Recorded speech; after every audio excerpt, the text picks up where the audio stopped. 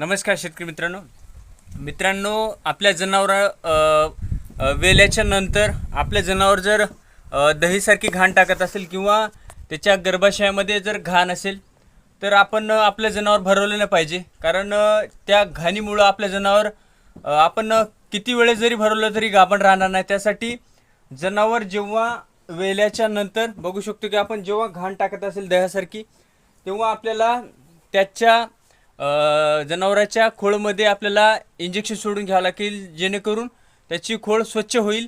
आणि जेव्हा आपण परत 21 दिवसांनी जे जनावर माझावर येईल तेव्हा आपण त्याला भरवलं पाहिजे.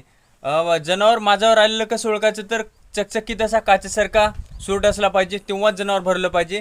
जर गर्भाशयासारखी दहीसारखी घाण असेल तर 100% आपले जनावर गाभण राहणार नाही. त्यासाठी दहीसारखी घाण असेल तर आपल्या जनावराला ट्रीटमेंट करणं सुरुवातीला गरजेचं आहे. धन्यवाद.